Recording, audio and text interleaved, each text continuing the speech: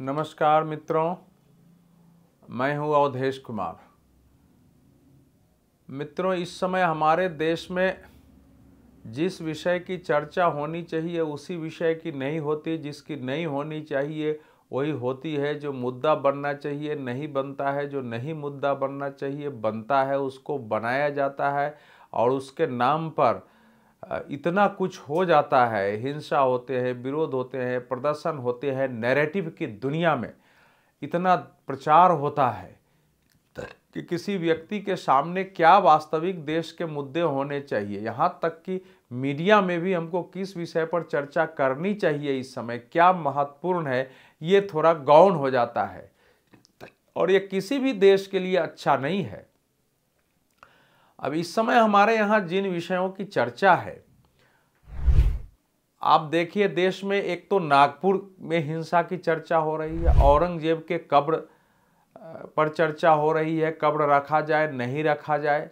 हमारे यहाँ इस पर चर्चा हो रही है कि भैया देश का जो परिसीमन 2001 में टाल दिया गया है, लोकसभा और विधानसभा क्षेत्रों का जो परिसीमन होना है, जो अभी तक 1971 की जनगणना के अनुसार आज तक चल रहा है, उसको टाल दिया जाए और फिर से 25 वर्षों के लिए आप टाल दीजिए।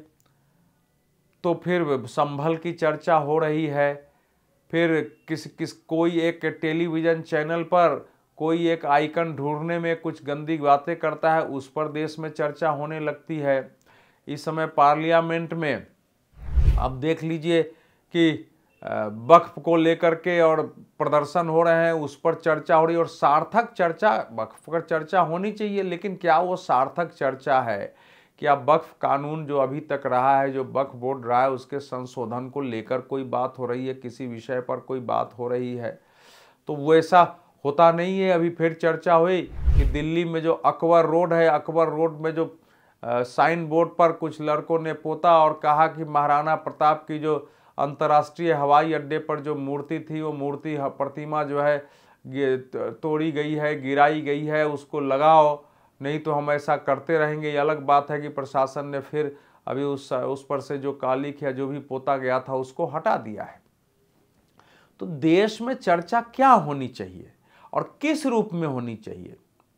अगर कुछ देश के बहुत बड़ी संख्या में लोगों को लगता है कि औरंगजेब एक आतताई था, क्रूर था, बुरा आदमी था, उसने केवल इस्लाम के अपनी उसकी परिभाषा थी, उस इस्लाम के अनुसार उसने इस देश को चलाया, जो गैर इस्लामी थे उनको ज़्यादा जबरन मुसलमान बनाने की कोशिश की, जो दूसरे धर्मों के स्थल थे, खासकर हिंदुओं के धर्म स्थल थे, उनको तोड़कर उन पर मस्जिद बनवाने की कोशिश, मस्जिद बनवाया उसने, लाखों लोगों को इस हिंदू से मुसलमान बनाया, सिखों से मुसलमान बनाने की कोशिश की और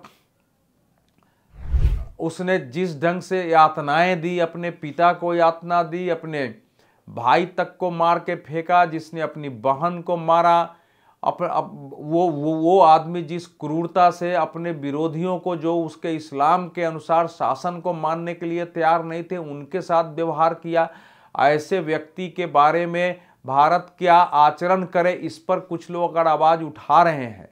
कुछ लोग का मानना है कि उसकी कब्र जो अभी संभाजी नगर में है, पहले उसका नाम आप जानते ही औरंगाबाद ही था और उसमें भी खुलदाबाद में है, वो खत्म होना चाहिए, कब्र को हटाना चाहिए। तो किसी की मांग हो गई, उसको इस्लाम का विषय बना करके नागपुर में इतना बड़ा दंगा कर देना, पूरे देश में औरंगजेब को महान साबित करने की कोशिश करना, कुछ लोग उसको महान साबित करने की विकृत कोशिश कर रहे हैं। उसका इतिहास खुला हुआ है हमारे देश में और उसके नाम पर दंगे तो छोड़िए, एक पक्षीय हिंसा हो गई। अगर नागपुर के शिवाजी महाराज, छत्रपति शिवाजी महाराज की प्रतिमा के सामने अगर कोई संगठन, चाहे वो विहिप हो या बजरंग दल हो, अगर कोई प्रदर्शन करता है कि उसका कब्र उखाड़ी जाए, तो लोकतांत्रिक तरीके से प्रदर्शन है।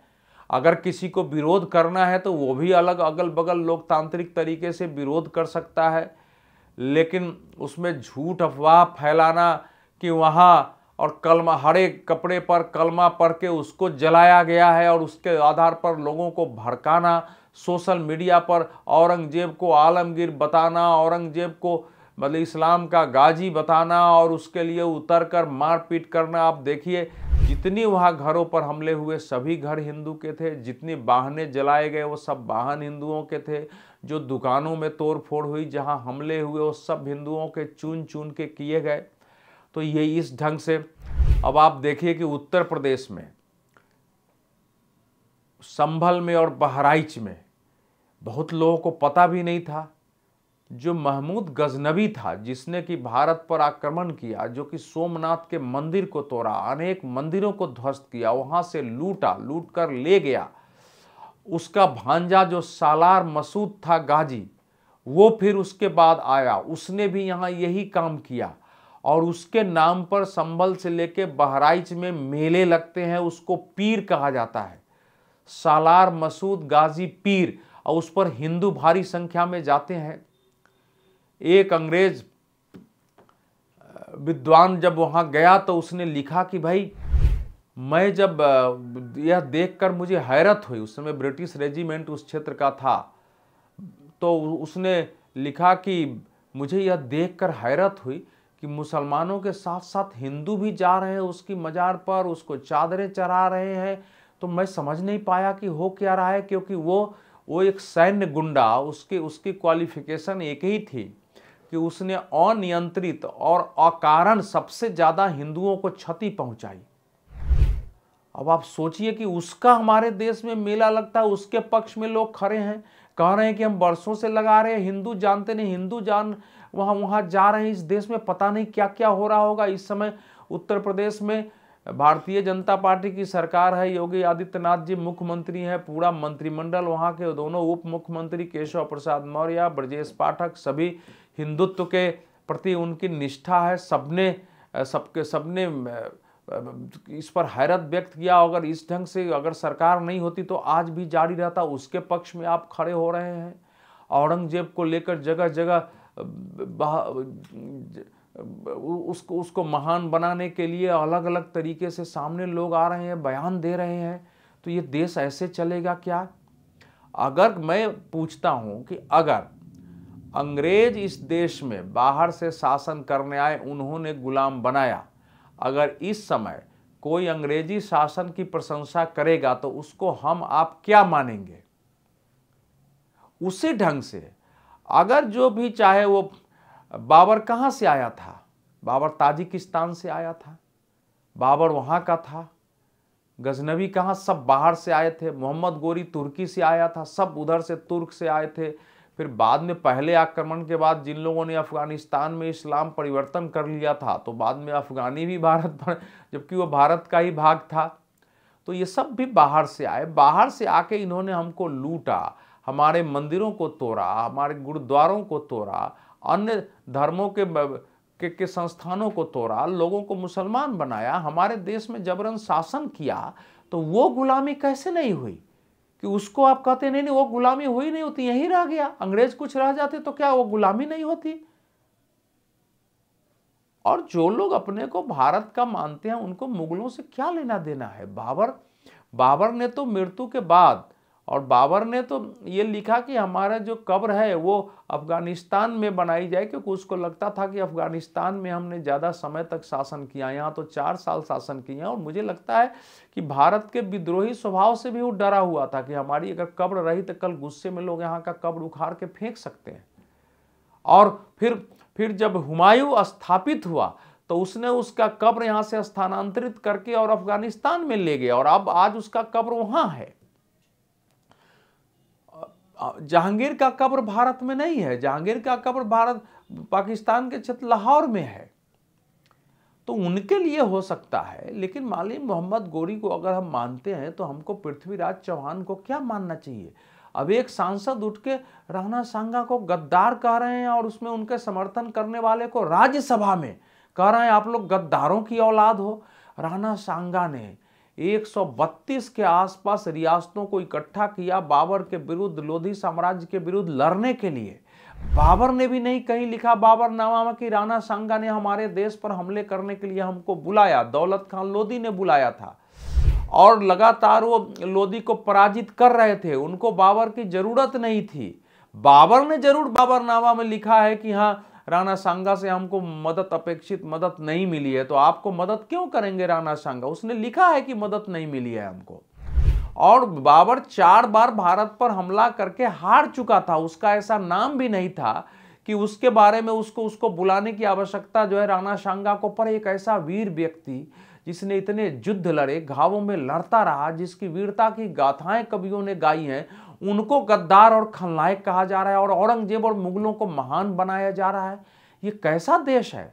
राष्ट्रीय स्वयंसेवक संघ के प्रतिनिधि सभा बेंगलुरु में चल रही थी। वहां से सर कारवाजी जो दत्तात्रेय होसबोले हैं, उनसे पूछा गया था औरंगजेब को लेकर। उन्होंने यही कहा कि भारत का आइकन कौन हो सकता है जो यहाँ के ईथोस से, यहाँ की संस्कृति से, यहाँ की प्रकृति से, भारत की भावना के अनुरूप, यहाँ के अध्यात्म जिसने आचरण किया हो, उसके अनुरूप शासन चलाया है, उसकी अभिवृद्धि में जिसका योगदान हो वो होगा, या कोई बाहर से आकर कर हमला किया, हमला करके शासन स्थापित किया, ज़्यादा लोगों को अपने धर्म में परिवर्तित किया, वो हमारा आइकन हो सकता है। उन्होंने प्रश्न भी उठाया है कि औरंगजेब का एक भाई दारा शिकोह था, तो दारा शिकोह को कोई आइकन नहीं मानता है, उसकी कोई चर्चा ही नहीं करता। उस दारा शिकोह को भी औरंगजेब ने मार दिया था। औरंगजेब, तो उन्होंने सही बात कहा। उन्होंने ये भी बताया है कि दिल्ली में जो औरंगजेब रोड नाम था उसको डॉक्टर APJ अब्दुल कलाम के नाम पर किया गया। अगर मुसलमानों से ही समस्या होती तो APJ अब्दुल कलाम के नाम पर नहीं होता। किस मुसलमान को हम आइकन मानते हैं ये तो देखना पड़ेगा ना। क्या मीर जाफर को हम आइकन मान लेंगे? तो ये समझने का विषय है कि हमारे देश में हो क्या रहा है। इस तरीके से जो देश में किसी भी देश के बारे में हमारे शास्त्रों में कहा गया है कि जो लोग पूजनीय नहीं है, अपूजनीय है, जिनको त्याग होना चाहिए, उनकी पूजा होने लगे, और जो होना नहीं वो जो तो फिर वैसा देश वो समाप्त हो जाता है। इसलिए भारत के लोगों को जो विवेकशील लगे, इससे भयभीत होना चाहिए, इसके विरुद्ध खड़ा होना चाहिए कि हमारे देश में अंग्रेजों ने अपने तरीके से कुछ इतिहास लिख दिया।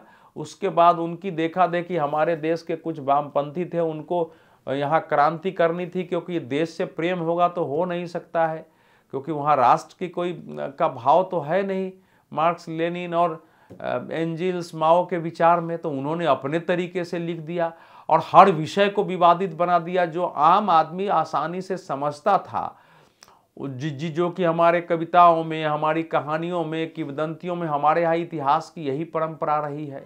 हमारे यहाँ वेदों में लिखा नहीं गया कि ये पंक्ति हमने कहाँ से लिया है। हमारे यहाँ पुराणों में नहीं लिखा गया कि फलाने ने इतने तारीख को ये कहा था। हमारे यहाँ उपनिषदों में नहीं लिखा गया है। और भारत की पुस्तकों को देखेंगे तो वही वर्णन है। आप आयुर्वेद को भी पढ़े, कुछ भी पढ़े, चरक सुश्रुत ने क्या उसमें कोटेशन और लिखा है क्या कि हमने कहाँ पाया है, ये नहीं। और तो ढूंढा जाता है हमारे रामायण में तुलसीदास जी ने जो कुछ लिखा है, चाहे आप किष्किंधा कांड को पढ़ लीजिए, लगता है इसे पूरा कर्नाटक उस क्षेत्र में जो है घूम के अरण्य में लिख लीजिए। एक एक वनस्पतियों का, जीव जंतुओं का वर्णन है, भूगोल का वर्णन है, समुद्र के गुण का वर्णन है, एक एक नदियों का वर्णन है। उन्होंने कहीं लिखा है क्या कि हमने ये फलाने जगह से इसको उद्धरण लिया है, फलाने लेखक ने ऐसा कहा है, फलाने ने ये जो एकेडमिक बीमारी पश्चिम की थी इतिहास लिखने के, और उनको पता था नहीं, हर चीज़ को विवादास्पद बना दिया और उसी ढर्रे पर देश चल रहा है। इससे बाहर आने की ज़रूरत है। जो हमारे देश के महापुरुष थे वो महापुरुष हैं, जो खलनायक थे वो खलनायक थे। औरंगजेब खलनायक था, सालार मसूद खलनायक था, महमूद गजनवी खलनायक था, जनरल डायल खलनायक था, लॉर्ड क्लाइव खलनायक था, अंग्रेज सारे के सारे इस देश की दृष्टि से खलनायक थे। उसी प्रकार से मुस्लिम शासन काल में ज़्यादातर शासक खलनायक थे और उसी रूप में उनका अंत होना चाहिए था। उसी रूप में उनके प्रति हमारे सोच भी होनी चाहिए थी। न तो देश को अगर उसकी प्रेरणा लेगा तो फिर जो नागपुर में हुआ है, जो इसके पहले महू में हुआ है कि क्रिकेट की विजय पर जुलूस निकलता है तो वहाँ पत्थर बरसते हैं, पेट्रोल बम चलते हैं। जो संभल में हुआ कि तीर्थ स्थलों को जमीन दोज कर दिया गया, कब्जे कर दिए गए, जमीन में मिटा दिया गया, लोगों को ध्यान ही नहीं है, और वहाँ से एक बड़े वर्ग हिंदुओं को पलायन कर जाना, वही फिर पूरे देश में होगा। इसलिए आप सचेत रहिए, सचेत रह के अपने कर्तव्यों को समझिए, सच्चाई को समझिए और भ्रमित मत होइए। बहुत बहुत धन्यवाद। आप अपनी प्रतिक्रियाएं इस पर देते रहिए।